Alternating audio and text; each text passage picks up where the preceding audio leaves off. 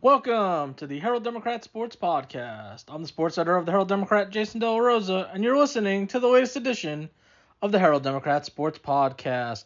We are about to enter Week 8 of the high school football season.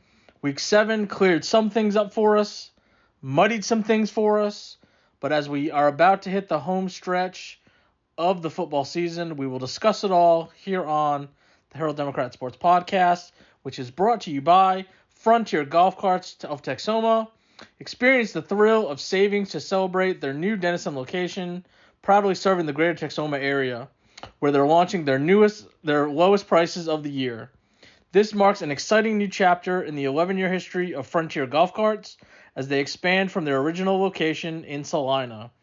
For their grand opening, come see the awesome collection of new carts with up to $1,500 off, including the 2024 Frontier EV Lightning F4 with all seats facing forward.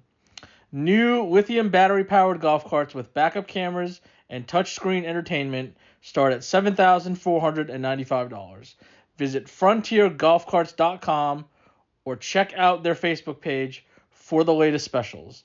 And if you want to sponsor the podcast or you know somebody that wants to sponsor the podcast, it is not too late because we will be going until the last team is eliminated.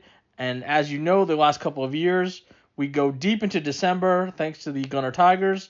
So if you would like to sponsor the podcast, contact Renee Marler at rmarler@cherryroad.com. So as we always do on the podcast, we start from the top, we go down to the bottom, enrollment big to small. We talk about the game last week. We talk about what's in store for that team this week. And as always, we start with the Sherman Bearcats in District 5, 5A Division I action. They are coming off a 45-7 loss against Frisco, and they are making a trip down to Frisco because every team in their district is Frisco except for McKinney North. And as they alternate back and forth, they head down to Frisco. They will be playing at Toyota Stadium this week, taking a rare break from Memorial Stadium or the Star, and they will be taking on Frisco Lone Star at 7 p.m. on Friday night. Sherman is 2-5 overall and 1-4 in district play, while Frisco Lone Star is sharing the district lead at 4-0 with Frisco Reedy, and they are 6-0 on the season. They are also ranked number 2 in the Dave Campbell's 5A Division I statewide rankings this week. They moved up from number 3, and so Sherman has its hands full as they try to get back on track after that loss to Frisco last week. Again, a close game in the first half, 14-7 early in the second quarter. They're trailing, but it's a back and forth game, some big plays on both sides, and again, the opponent gets a couple of plays in the middle of the second quarter, right before halftime, to extend that lead. In this case, it's 28-7 at halftime, and Sherman is not able to keep pace as Frisco pulls away for the 45-7 final. Stats in this one: backup quarterback A.J. Carney actually leads the team in rushing with 9 carries for 42 yards. Jacavian Hughes has the touchdown run, but he only had 23 yards on 16 carries. Kobe Ray Short, 4 catches for 24 yards. Hector Pena's catch went for 20 yards. Randy Nelson had 3 catches for 19 yards, as Sherman has its issues on offense for another time in this district. It's been sort of a Groundhog Day scenario.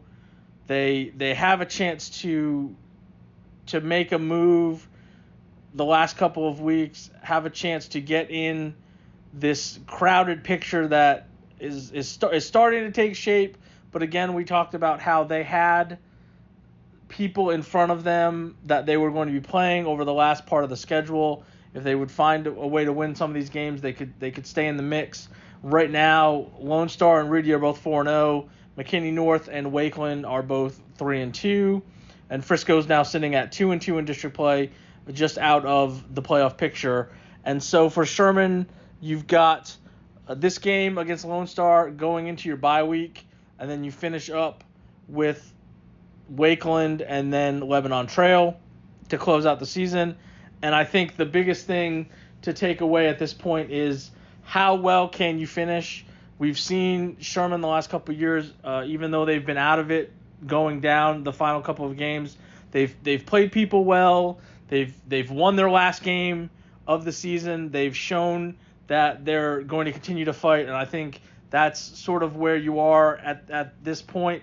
I think the biggest thing when we looked at these final four games from last week, it was, can you beat Frisco? Can you have a good showing against Lone Star?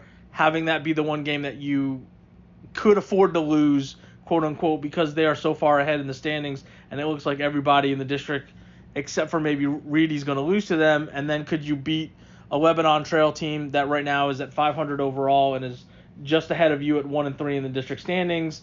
And then you would have the game against Wakeland, who currently right now would be the fourth seed.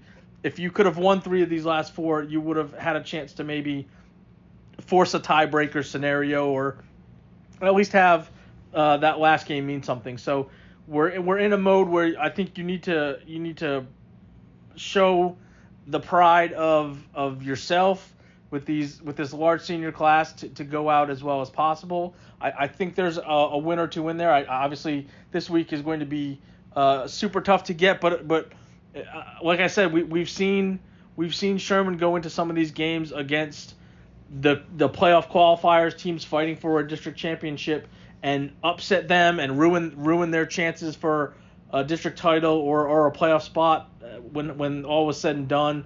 And unfortunately, Sherman is in that spot.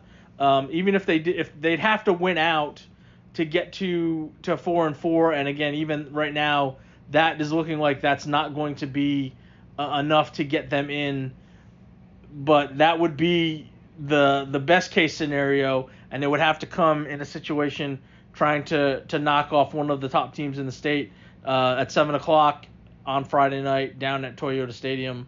So we'll see what happens. It's crazy. Crazier things have happened. We've seen a lot of crazy scores in this district, and we'll see what Sherman has when they go down to Frisco to take on Lone Star in 5-5A Division I action. We do have a game that will be played before all those, however. That on Thursday night will be the Denison Yellow Jackets. They are going to make their trip down to Frisco, and they will play at the Star, and that's a 7:00 game on Thursday. Denison taking on Frisco Liberty in District 4, 5A Division II action. Denison is coming off their first win of the season, 48-0 against Frisco Memorial, and so that puts them at 1-5 on the season, 1-3 in district play. They are taking on Liberty, who is 0-7 overall and 0-5 after they lost 64-7 against Prosper Walnut Grove. This is that stretch that we talked about. There is a chance for Denison to get the good momentum off their bye. They did that last week with that lopsided win, and it was as perfectly scripted a response for a team that had struggled through the first half of the season, went into the bye, is as healthy as it can be, relatively speaking, at this point of the season, getting some guys back, and not just getting some guys back, but guys who are playing their second or third game back to get back in the swing of things, to be in their regular roles that they expected to be in. And they shined in all 3 phases. When you talk about putting up, obviously, a season high in points, you talk about shutting out an opponent, and not just shutting out an opponent, but getting 5 turnovers, getting multiple stops on 4th down, bending but not breaking, and blocking a punt to set up a touchdown, returning one of those turnovers for a touchdown. It was as well as you could have scripted for a team to go out and get that positive momentum going, and it's as good as it could have been. Denison puts up almost 400 and a little over 400 yards. 243 of that comes on the ground. Jalen Butler, 10 carries for 107 yards and 2 touchdowns. Thomas Rendon, 8 carries for 78 yards and 2 touchdowns. Brandon Douglas has 7 catches for 114 yards and a touchdown. Trace Olson catches a touchdown pass, getting some work on offense, starting this week out of the bye. Jadarius Isom had the defensive score, 68-yard fumble return. Alex Camacho with 2 interceptions from his linebacker spot, and it was 27-0 at halftime, and they rolled from there. A little bit of everything in the passing game as well. Ty Rhodes, 14 of 23 for 192 yards and the 2 touchdown passes. Did have an interception, but also ran 10 times for 57 yards. Corbin Johnson, 4 catches for 31 yards. Was that 6 different guys caught passes, and it looked like the team that you would have liked to have seen from the start. Like I said, a lot of the guys the first couple of weeks were not available, and even though there are still some guys out, it was a good sign after 2 weeks off to come out and put up this performance, and they have a chance to do either a similar thing or an exact thing against Liberty. Liberty's on a 28-game losing streak. They went 0-10 last year. They went 0-10 the year before. They're only 3 more games from being 0-10 again this year, and they have obviously struggled both sides of the ball. And this is another opportunity if you're going to have a good second half. This is another team that you have to come out and do what you did last week.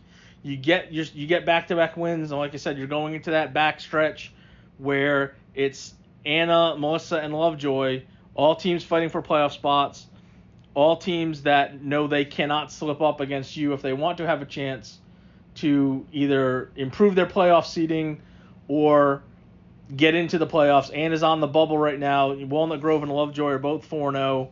Melissa's 3-1 for third place.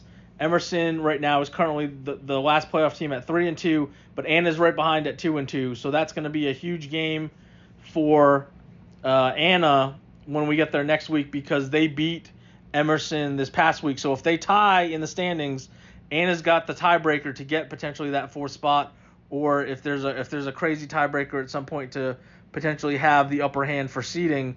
So that's going to mean a lot for Anna next week for sure when they come up to Munson Stadium.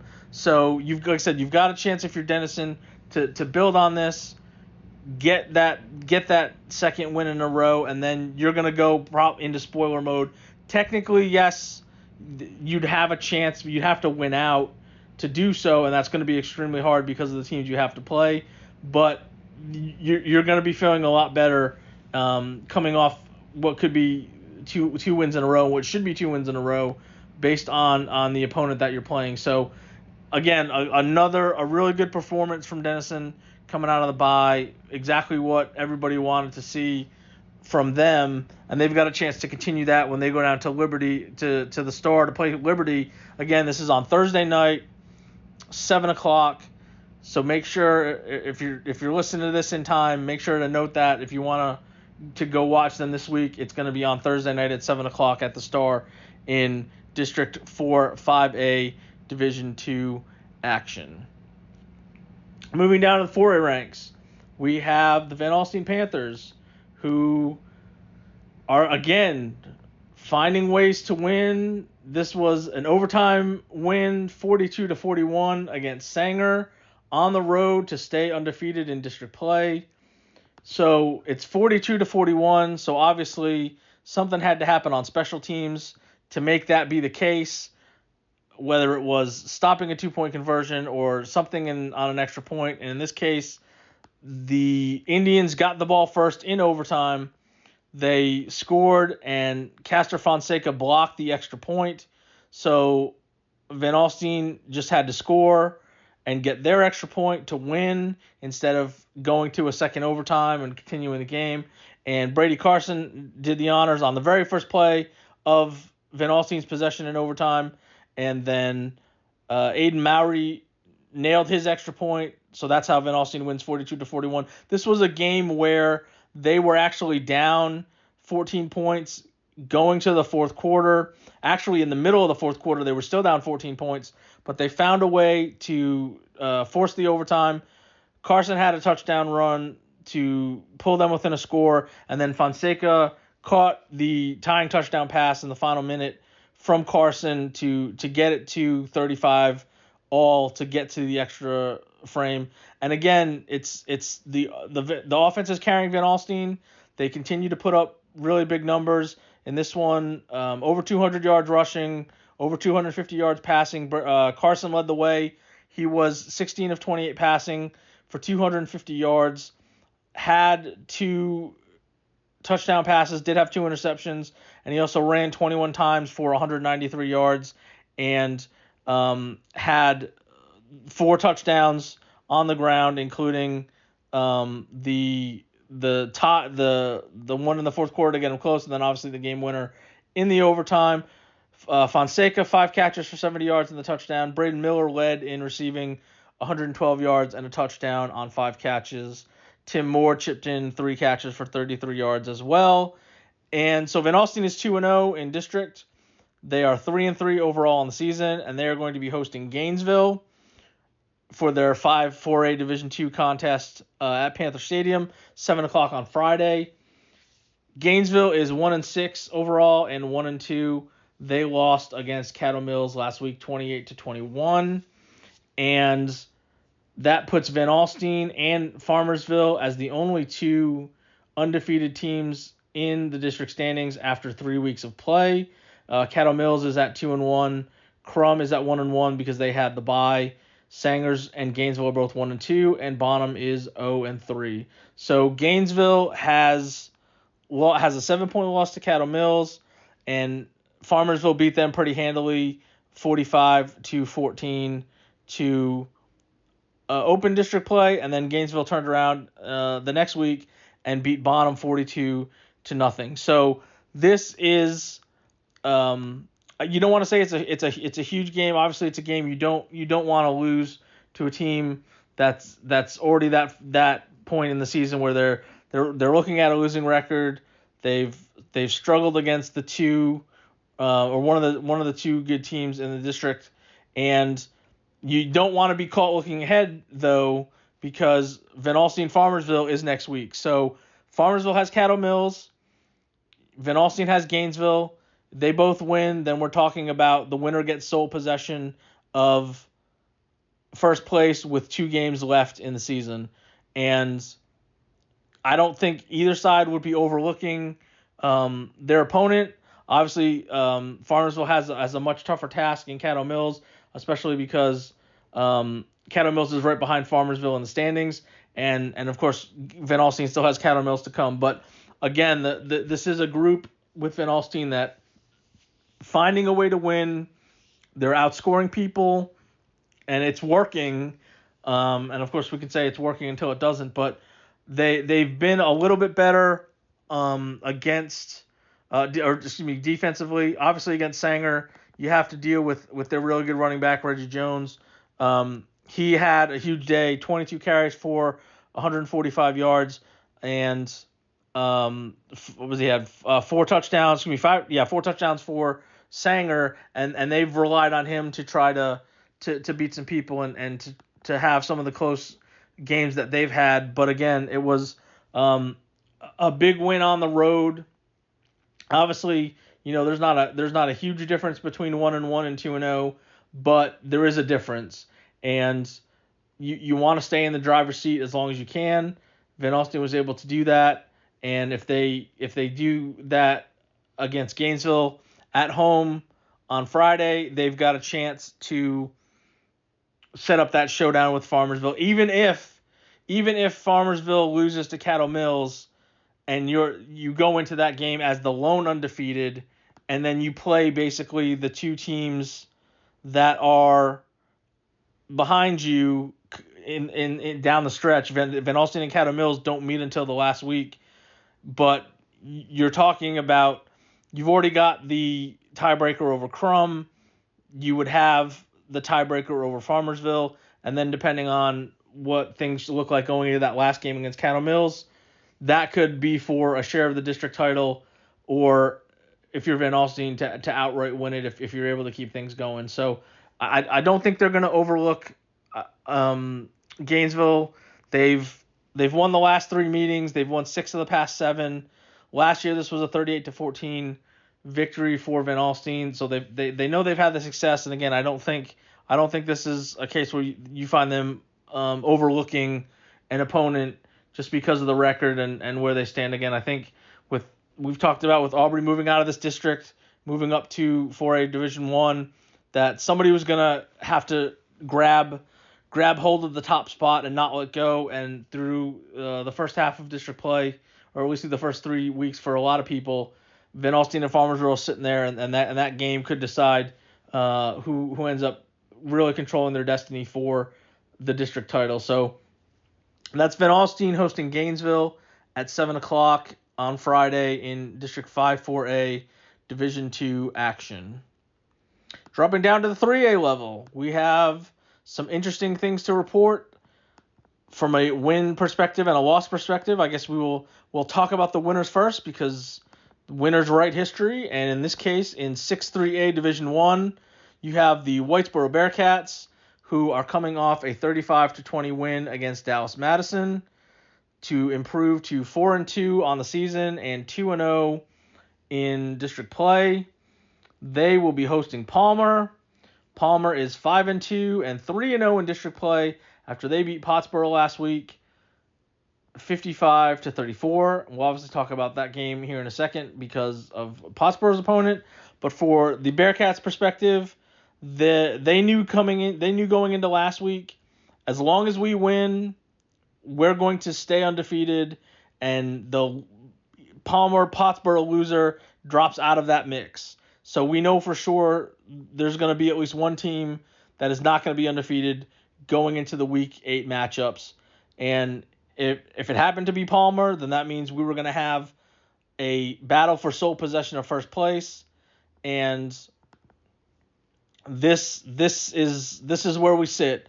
Looking at Whitesboro from last week, they're down 13-6 after the first quarter, and then they hold Madison to 7 points the rest of the way. That comes in the fourth quarter after they've already gone up 35-13, and so a really good bounce back for the Bearcats going on the road against an unfamiliar opponent to kind of weather the storm early, take a couple shots, and then bounce back in the middle 2 quarters, scoring a pair of touchdowns in each of those.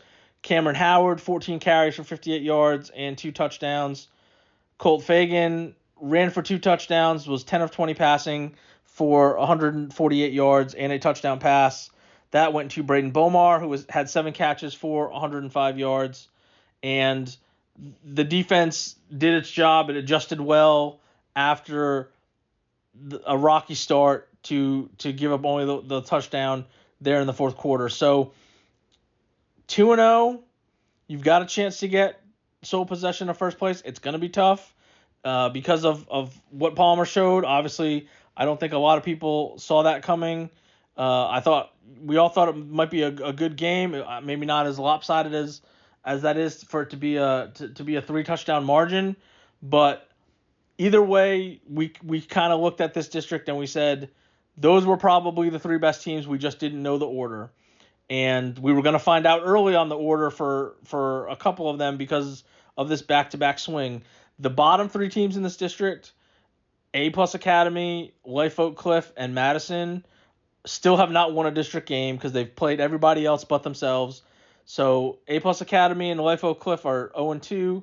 Madison is 0-3. You have Palmer at 3-0, Whitesboro at 2-0 for this matchup, and then Pottsboro and Pilot Point are both 2-1. So it seems pretty obvious who the playoff teams in this district are. It's just a matter of how things are going to shake out here over the last month.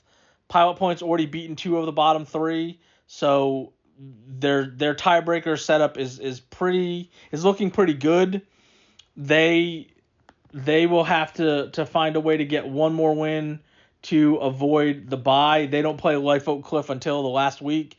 That's realistically the only team that could catch them just based on the way the schedule falls. But right now, Pilot Point obviously has a 2-win lead over all those teams at the bottom. And right now they're tied with Pottsboro.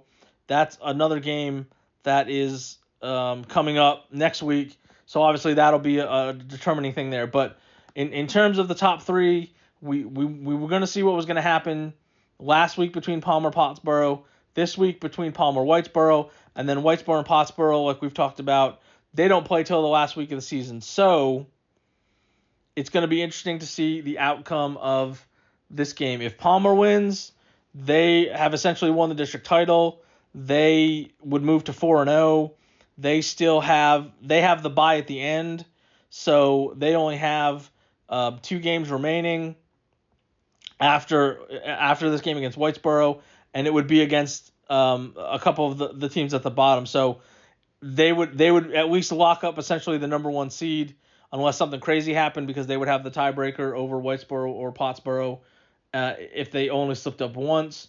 And then the question for Whitesboro and Pottsboro would be, can you stay on equal footing until the final game? And then that would potentially be who gets second place, who gets third place. But if you're Whitesboro, you've got home field advantage.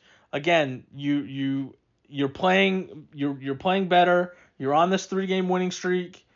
You've had some games that were close, and you took care, and you found a way to win. You've had some games where you've had to overcome some early issues, and you've won comfortably. To say nothing of the game against Lake Oak Cliff where you put up 70 points. So things are going well. The question is, what can you do to slow down a Palmer offense that is averaging close to 50 points a game? They've scored in the 70s. They've scored in the 50s like we saw last week against Pottsboro. You've got to find a way to slow them down. Their quarterback is really good. He's a dual threat guy. He can make things happen no matter what he's doing with the ball in his hands. And if you can stop him or at least slow him down, maybe you can have a chance.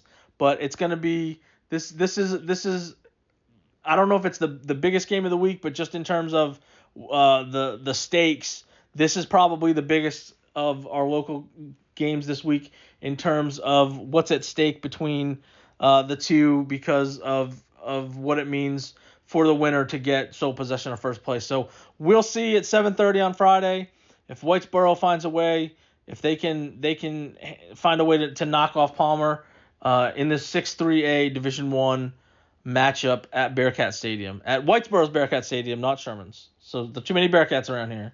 And then the other game in 6-3A, Pottsboro is hosting Dallas A+ Academy. As we just mentioned, Pottsboro is now 6-1, 2-1 in district play after the loss 55-34 against Palmer. And A+ Academy is coming off a 71-0 loss against Pilot Point. This was not going to go well for A+ Academy anyway, who is 0-6 on the season and 0-2 in district play. But the fact that now you have to play a Pottsboro team that is coming off that loss, that expected to have a competitive game against Palmer, knowing that it was probably going to be for the district championship pending the outcomes of the rest of the way, and to have that game go the way it did was obviously very surprising. It was a close game at halftime. It's 27-20. Pottsboro scores in the first part of the third quarter. They don't get the extra point, so they're down 27-26, and then Palmer scores 3 straight touchdowns in the next 12 minutes or so to open things up and go on for the 55-34 win. For Pottsboro, Caden Humphrey, 21 carries for 128 yards. He had 3 touchdown runs. He also had a pair of touchdown passes as part of a 19 of 31 effort for 208 yards with an interception. Carson Nix, 12 carries for 64 yards. Xavier Brady, 11 catches for 136 yards and a touchdown. Carson Busher, 6 catches for 47 yards and a touchdown as well. And it was, like I said, Palmer has Their quarterback, Eric Cisneros, he can do it all. 17 of 26 passing for 306 yards and a couple of touchdown passes. But you combine that with a guy who can go for 179 yards on 20 carries and run for 6 touchdowns. Was that 6 touchdowns? 1, 2, 3, 4. Oh, I'm sorry. 4 touchdowns, and he also caught a touchdown pass for 13 yards. So that's when you have a guy like that who has a hand literally in every touchdown that they score and is a threat on the ground, in the air, and as a receiver, that makes them really hard to stop. So that's what Pottsboro is coming off of, and unfortunately, I think A+ Academies, they were going to get the brunt of it anyway. They haven't been very good. They have allowed at least 54 points in 5 of their 6 losses. The last 2 games, they've given up at least 71 points. Again, the Pottsboro game last week, I think it was 57-0 at halftime before Pilot Point added a couple of scores in the second half. And again, we're talking about a Pilot Point team that until getting into district play had lost, I think it was 18 games in a row, dating back to the 2022 season. So this was going to be a Pottsboro win, and they might take out a little extra just because of what it meant to come off that loss last week. But again, Pottsboro is still in whatever shape they need to be to have that be set up for the final week of the season. They've got A+ Academy this week. They've got Pilot Point next week, and then they have their bye before going into the matchup in the Battle of the Boroughs for, like I said, what we think is either going to be for second place, or potentially if Whitesboro beats Palmer this week, then we could be talking about a 3-way tie for the district title. So the district championship part of it may be out of the picture after this week because they'll know after they see what happens in that Palmer-Whitesboro game. But again, at the very worst, they're looking at playing for second place in that last game of the season. So Pottsboro is going to host Dallas A+ Academy at 7:30 on Friday in District 6-3A Division 1 action. Dropping down to 3A Division 2, there is an all-local game. That is the only all-local game we have on the schedule this week, and that is the Gunner Tigers playing at Howe, visiting Bulldog Stadium for District 7-3A Division 2 play. Gunner won last week against Callisburg 69-0, while Howe lost 44-6 against Bells. Gunner is now 4-2 and 2-0 in district play, while Howe is 3-4 overall and 1-2 in district play. So the district shakes up like this. We'll talk about that first. Gunner and Blue Ridge are both 2-0. Bells and Leonard are 2-1. Howe is at 1-2. SNS is at 0-2, who we will talk about in a bit as well. And Callisburg is sitting at 0-3. From the Howe perspective, they dropping the game against Bells last week. They are in a position where they have to win at least their last 2, or at least, which is against Callisburg. Then they have a bye, and then they have Blue Ridge. Depending on how things go with Blue Ridge between now and then, they still have to play Gunner, and they have to play Bells as well. They don't have the tiebreaker against Leonard, unfortunately, and obviously against Bells as well. So Howe is in wait and see mode for some results to try to stay in the mix. We talked about this. The Bells Howe game last week was going to be a pivotal game. Whoever won that was going to be in a really good spot. Whoever lost was gonna have some trouble. Unfortunately for the Bulldogs, they were without their best player in Braden Ulmer, who was hurt, like we mentioned, in the game against Leonard the week before. I don't know how much of a difference that would have made, but you lose a guy of that caliber who has paced their offense, is scoring a majority of their touchdowns, is a focal point of their offense. It's hard to assume anything, but he would have helped in some way, and unfortunately, Howe just gets the lone touchdown in the second quarter to make it 21-6 at that point. That was a 39-yard touchdown catch from Kendall O'Brien. Rylan Strong throwing it deep, getting it to him about the 5-yard line. He did the rest to get into the end zone. O'Brien finished with 6 catches for 103 yards and that touchdown. Bryce Piper had 5 carries for 44 yards to lead the Bulldogs on the ground. And like I said, outside of that, they weren't able to do a whole lot. Part of that was because Bells did what they normally do, which is chew up time, run the ball very efficiently, and they were able to limit Howe. And then once, like we said, it was 28-6 at halftime, and then Bells was able to tack on some scores in the third and fourth quarter to kind of open things up there. So Howe's got a difficult task. Gunners won 14 of the last 15 meetings. This game last year was 82-0, and Howe is actually the last team. I get to say this every year when they play because it hasn't changed. Howe was the last team to beat Gunner in district play back in 2015. Gunner has won 52 straight district games since that loss in 2015.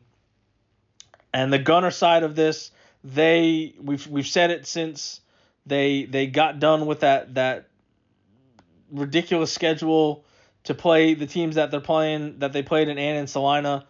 They were sitting there at 1-2, and everybody wondered, man, how is gonna handle that? They had guys get hurt, guys get beat up.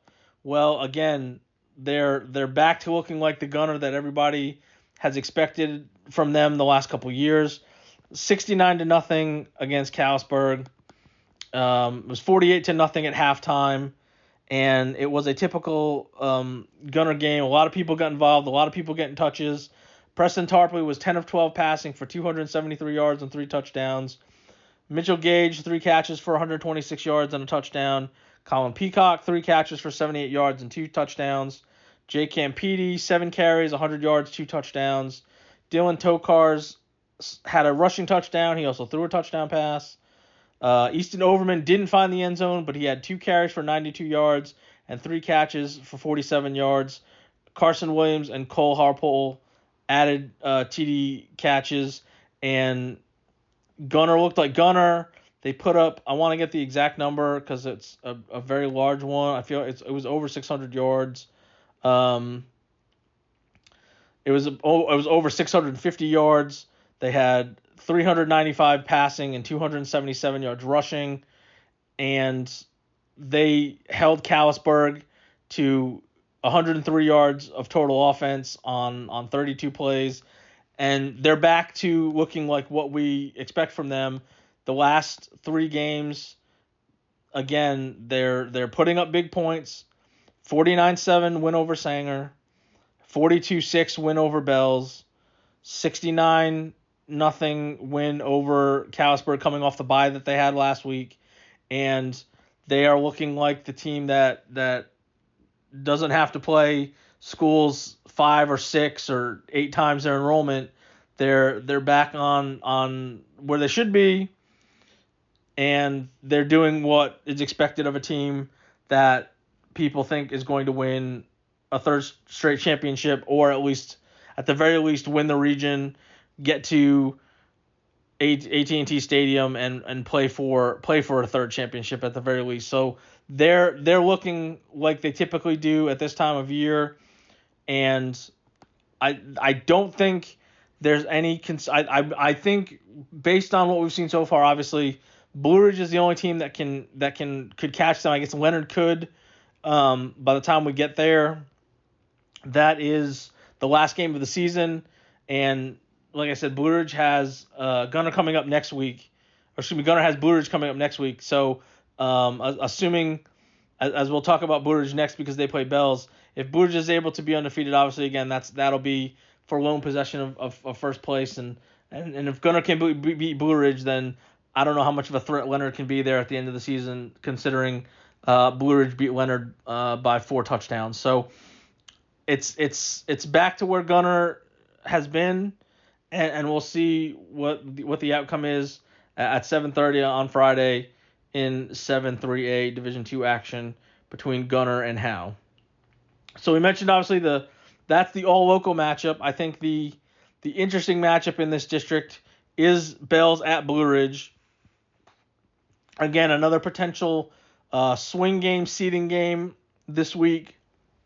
Bells is 4-3 and 2-1 in district play after they won that game 44-6 against Howe. And I mentioned Blue Ridge winning by 28 against Leonard 49-21. They are 5-1 overall and 2-0 in district play. So this is the swing game, because obviously if Bells wins, they leapfrog into second place. If Blue Ridge wins, they are still undefeated and have the big showdown against Gunner. Bells has won this matchup the last 5 times. They've scored at least 52 points in the past 4 meetings. Last year they won 60-21. Blue Ridge is averaging a little over 40 points a game. I feel like we mentioned when they played somebody else in this district, or maybe it was a non-district, their only loss is to Honeygrove, who's obviously a very good team. And outside of that, they've been rolling. They have a really good offense. They like to throw it around. They've got a couple. This could be one of those contrast and style games. Blue Ridge has a couple really good receivers. They like to spread it around, or kind of go back and forth between the two. They'll put up similar numbers. And again, you have a Bells team with the slot T. They're going to run it. That's what they did against Howe, to the tune of 47 carries for 505 yards. They did throw one pass. It was a completion, 40 yards from Easton Branham to Caden King. But again, always on the ground with the Panthers. Jackson Brown, 10 carries for 227 yards and 3 touchdowns. Bryson Thompson, 15 carries for 174 yards and 2 touchdowns. Branham added a touchdown on the ground in addition to his one pass that he was able to throw, and that was again a game that was relatively in hand at halftime, 28-6, and Bells was able to pull away. And so you've got that style against a team that's probably going to sling it around, and it is the swing game in this district this week. So it's going to be interesting to see, can Bells continue to do what they've done against Blue Ridge, or is this sort of a shootout type of a game where both defenses kind of struggle to minimize what 2 pretty good offenses are going to be able to do on Friday night at 7:30. So again, the huge swing game in this district, 7-3A Division 2, Bells at Blue Ridge on Friday night. And the last game, we don't have a game to talk about with them last week because SNS did not play, but they will be hosting Leonard.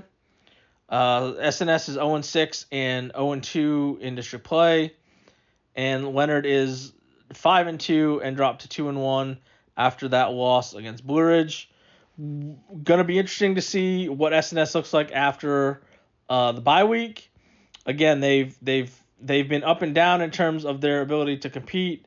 They have struggled in district play, losing to Howe 56-14, and then to Blue Ridge 55-6 before they went into their bye. Like I said, there were some games where they were competitive. In the non-district, they were putting up some points. At least offensively, it was looking better. Defensively, they still had their struggles, but it's going to be interesting to see with them. There's a chance, obviously. Callisburg is the other team that has not won a game in this district, so there's the potential, obviously, that it comes down to one of them getting a win when they meet up here over the final month. But if like I said, it'll be interesting to see where SNS is. I know that they were kind of banged up a little bit, had some guys in and out of the lineup before the bye, and I would think that hopefully that allowed them to get a little bit healthy when they got back into it this week. But it's going to be a tough deal. Like I said, anybody that's in that top 4 right now, is looking at it saying we can't afford to slip up if we want to, 1, get in, or 2, if we want to avoid the 4th seed. So SNS will be hosting Leonard at 7:30 on Friday. District 7-3A Division II action. Dropping down to the 2A level, we will talk about the team that does not play this week because they won the big game on the schedule last week. That is the Tioga Bulldogs.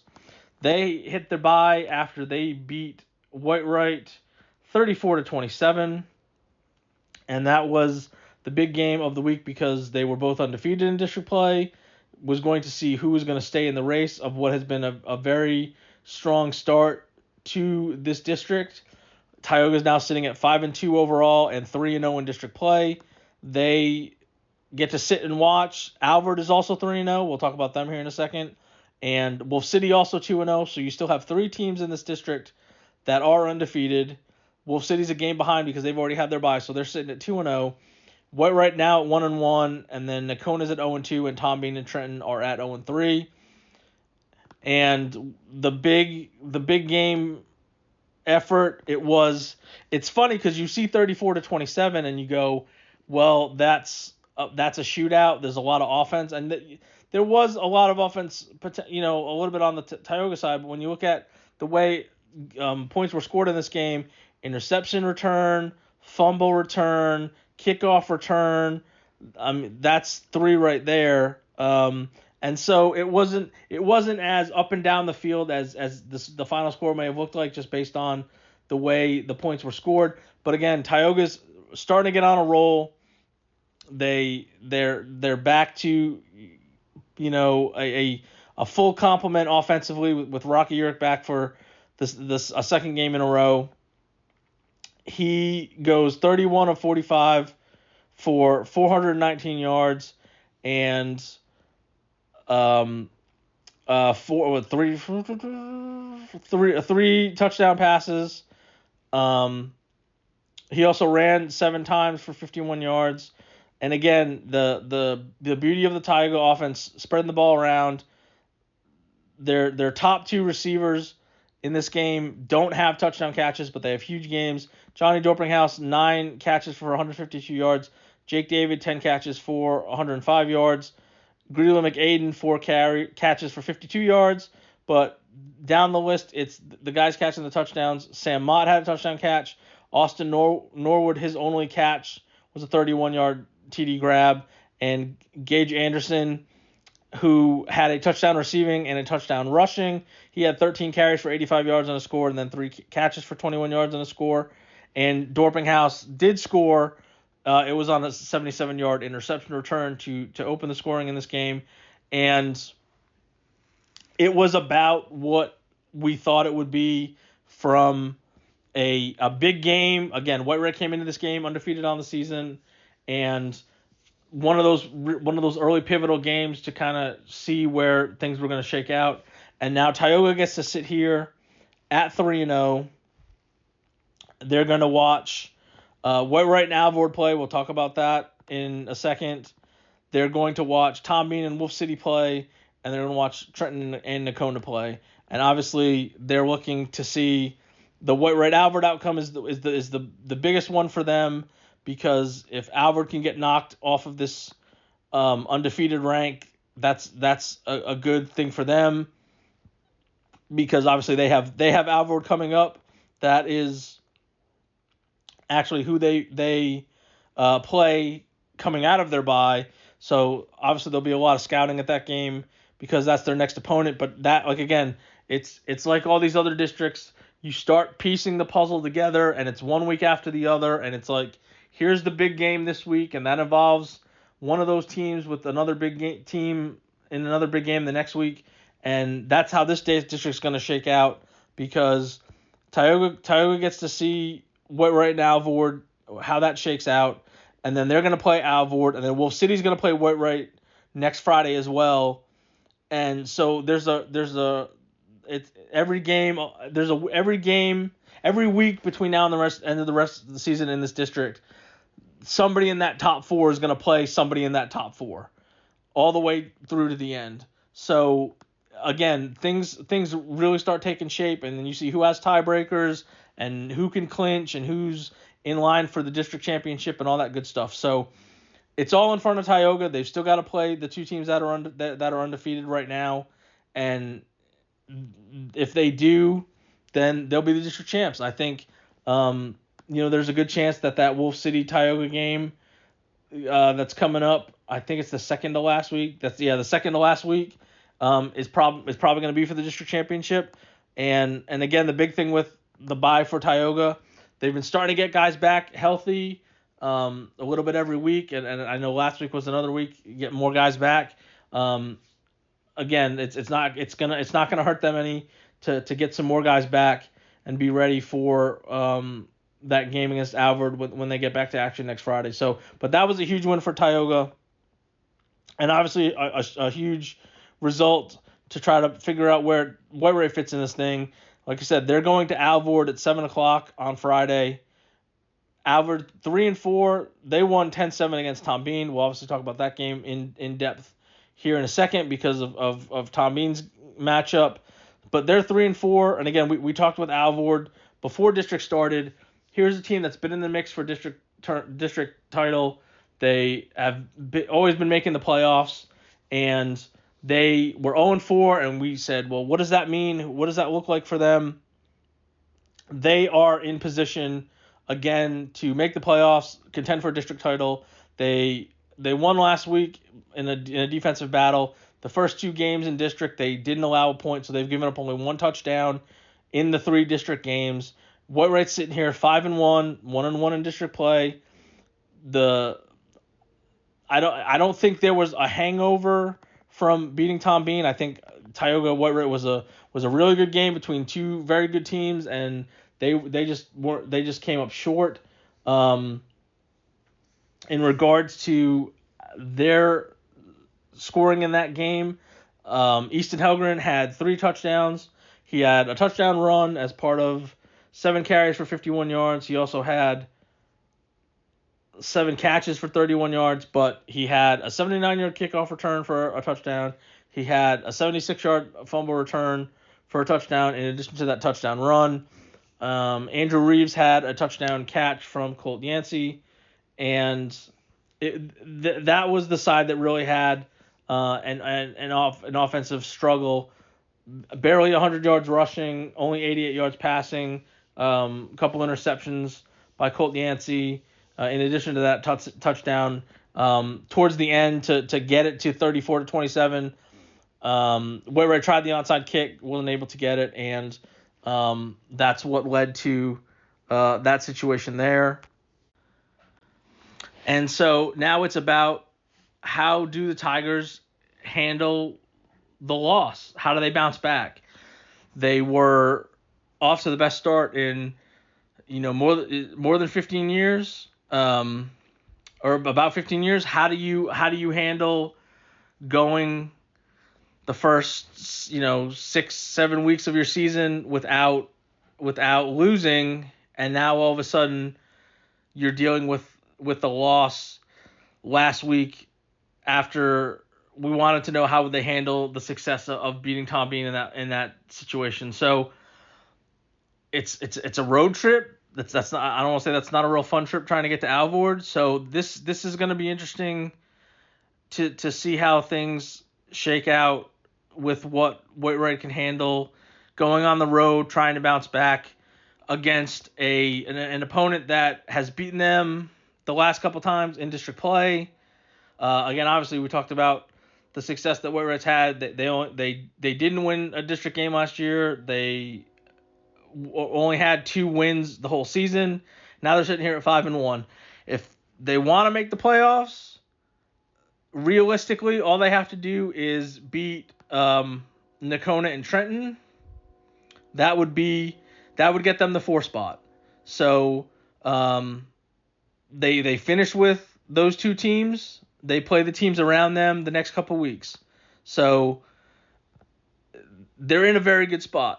There's absolutely no denying that. But if you want to get a really good seed, if you want to somehow try to get in the mix for a district championship, here's a team this week that you've got to beat. There's a team next week you've got to beat. And how do you handle the first adversity that you faced in the season. And we'll see if Wainwright can bounce back when they go to Alvord at 7 o'clock Friday night for 6-2A Division I action. And then the last game in this district, you have Tom Bean going to Wolf City for their game at 7 o'clock. Tom Bean is 4-3 and 0-3 in district play after losing 10-7 against Alvord. And like I mentioned, Wolf City is 2-0 in district, 5-1 overall. They won 48-20 against Trenton, and that was a game that early on was a lot closer than that final score indicated, and I think everybody kind of had their eyes on that, like, that's an interesting score. And then Wolf City kind of turned on the Jets and pulled away. Wolf City, very powerful offense. They scored at least 42 points in their last 5 games.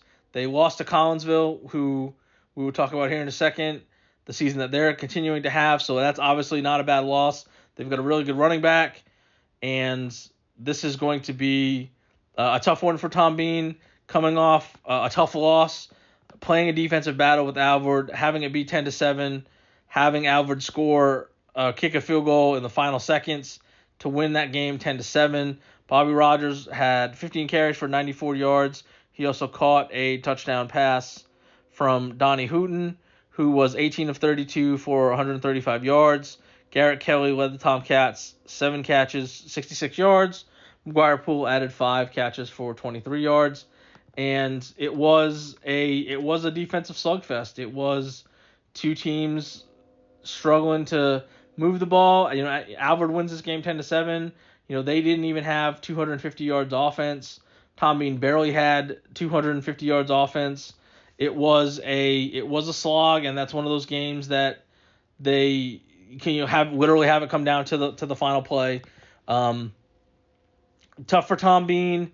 They are in a tough spot to try to get in this playoff mix at 0-3.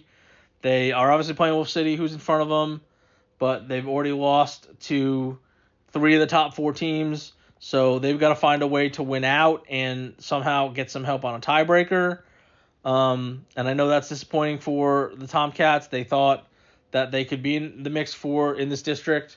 The game against where it was a close game, they could have easily won that. They could easily be sitting here at 2-1. But instead they're 0-3 because of less than a handful of plays. So I know that's disappointing. Hopefully they can find a way to get things done this week. And if you win this week, then you're right back in the mix, and you've got 2 games left, and you've got to find a way to win both of them to get to 3-3 and force the issue and put some pressure on some of the people in front of you. But again, coming off that tough loss, going on the road against a team that a lot of people think, you look at all the prognostications and the rankings and all that sort of stuff, that Wolf City was the favorite in this district. Again, I think Wolf City Tioga is going to be the deciding matchup there. But Tommy's it's getting late early if they want to try to make a final push here, and it's going to start at Wolf City in 6-2A Division I play, 7 o'clock on Friday night. Last couple games to talk about, still in 2A, we will talk about the Collinsville Pirates hosting Lindsay in 8-2A Division II action. Collinsville opened district last week. Everybody in this district opened play last week. They won 44-0 against Chico, while Lindsay lost, ironically, 44-0 against Munster. So, like I said, Collinsville 6-0 overall, 1-0 in district play. Lindsay 4-2 overall and 0-1 in district play. I will point out, for whatever it's worth, that Collinsville moved up to number 2 in the Dave Campbell's rankings for 2A Division 2, and right behind them is Munster at number 3. So again, that we talked about going into this district, that was probably going to be the decider, the game 4 district coming up here. Before they get there, they have to show that they are one of those teams to beat, and obviously Lindsay is going to be an opponent in that regards because they just played Munster. So if you want to play that comparative game, that is this will be a good place to start. Chico didn't really provide much of a resistance. This game was 37-0 at halftime.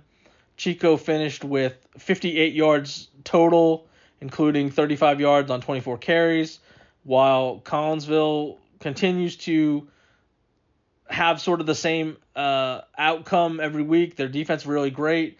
Offense in sync, spreading the ball around like they always do. J.J. Jenkins, 27 of 36 passing for 385 yards and 4 touchdowns. He also had an interception. Running game, 160 yards total. Chase Shepard, 10 carries for 81 yards and a touchdown. Brandon Cantu, 12 carries for 66 yards. Garrett Trevino scores on the ground as well. He also had a 61-yard touchdown catch from Jenkins. Jackson Spivey, 9 catches for 108 yards. Chad Davidson, 3 catches, 74 yards, and a touchdown. Cantu also, in addition to his rushing, had a 55-yard catch. Landry Spivey with a touchdown catch. Kason Schaefer with a touchdown catch. And the defense chipped in by getting a safety. But again, another strong performance offensively, over 500 yards there. And, I don't know. It's like I said, and we've said this from the beginning. I don't think anybody really knew what Collinsville was going to be in terms of what the potential could be because of all the changes on both sides of the ball because of the large group of seniors they had. But if you didn't know who was doing these performances and you looked at the 3 years starting in 2022, 2023, and now this year, it looks like the same group of kids. And the first two obviously was the majority of those guys as juniors and seniors, but the numbers that these guys are putting up, on a weekly basis, outside of, like I said, outside of the Collinsville Wolf City game that was 55-42, the defense has been really good.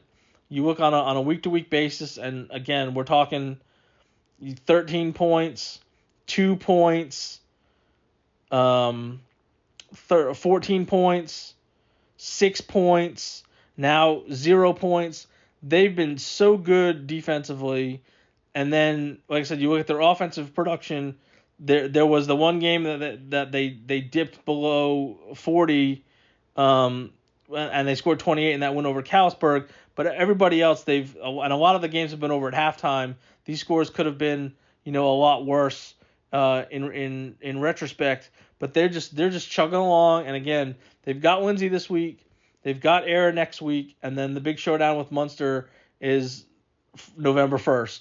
So they just need to keep doing what they're doing. And again, they're in a really good position to defend their district title, going for the third in a row. And that game against Munster, obviously we wanted to see Munster-Lindsay because of that rivalry. And Lindsay was off to a pretty good start in non-district play, to where what is this district going to look like? And it's shaping up obviously right now for that Collinsville Munster game to be what it is, and hopefully that lives up to the number 2 versus number 3 billing that it looks like from the rankings that it could be. So Collinsville opening district play in a big way. They've got Lindsay coming to their place at 7:00 on Friday night. And the last team to talk about, Texoma Christian. They are opening TAP's 6-man Division III District 3 play on Saturday at 11:00 as they go down to Dallas Fairhill. Now, we previewed Texoma Christian last week, and this is not the first time this season that we have previewed a game that didn't end up happening, but they were supposed to play Waco Eagle Christian. They got a midweek cancellation after the podcast was taped, and they canceled on TCS. So that's the second game this year that TCS has had a game on its schedule, has not played. They're 1-0 after that game that they won 50-2 against Rockwell Providence. Fairhill comes in at 1-4. They won their district opener last week, 49-12 against Greenville Christian, which I don't know if that was a surprise or sort of a surprise. I thought coming into the district that Greenville Christian was better than Fairhill. That obviously is not the case. It's set up weird in TAPS because of, like I said, the size of the district. There's only 4 teams in this district. Longview Christian Heritage is off to a 6-0 start. Texoma Christian, obviously, they've won their only game. Fairhill, we mentioned, is 1-4 and 1-0 in district, and Greenville Christian is 1-5 overall and 0-1 in district. So when they figure out the bracket, they do it based on the size of your district and how many automatically qualify, and there's wild cards, and you have to get points. It's a whole thing. It's a mess. The important thing to know is if you finish in the top 2 in this district, you are going to the playoffs. If you are third, it depends on your record and your district record and this points and what some of these other, with a couple other, it's a weird formula, but if you get third, you have a chance. You won't know until the end of the season, but you will have a chance. If you get fourth in this district, you are not making the playoffs. So Dallas Fairhill's in a really good spot. If they win this game, they're basically going to the playoffs because the worst they can do is be 2-1, and they would have the tiebreaker over TCS and or Greenville Christian. So this is a big game right out of the chute for TCS because of that in that respect. And they basically know if they win this game on Saturday, all we got to do is beat Greenville Christian and we're in. And Greenville Christian is sitting here going, well, when we play TCS, we have to win, so maybe we tie and have the tiebreaker. So it's gonna get fast and furious in this district down the stretch because now we finally gotten to district play. I don't know if TCS is at an advantage or a disadvantage because they really haven't played. That was part of the reason that they pared down their schedule, thinking we need guys to be healthy for district play. The problem is those games that got canceled, now that means they've only played one game. So would it have been better for them to probably play last week and not be rusty or have to get back in the swing of things? Maybe. The fact that they're playing on Saturday at 11 o'clock and you've got to drive down to Dallas to do it, that's not real fun. So who knows? But like I said, it's a crucial game right off the bat. They're probably all crucial in this district because there's so few games in regards to that. And again, this is a setup where TCS is going to play Fairhill this week. They host Greenville Christian next week, and then they have another bye, and then they play Longview Heritage at the end. And depending on how things go leading up to that, maybe that's for a district championship, maybe that's for a playoff berth. I don't know, but. So we don't have a game to talk about with Texoma Christian last week because the game got canceled. I'm assuming this game is going to get played because now we're in district play involving those teams in that TAPS 6-man district. So that is a look back at week 7. That is a look at what week 8 is going to have in store for us. So that's the podcast. We got some better weather coming up this week, so you may need to bring a jacket to watch your favorite team, but things are always heating up because people can start clinching playoff spots. I didn't mention that in the podcast because we're at that point where it may take 7 different results for somebody to clinch or not clinch or whatever, but it is that time. We've got a month left in the season, and we've got plenty to talk about every week, so I appreciate all those who listen to the podcast. You can follow us on social media.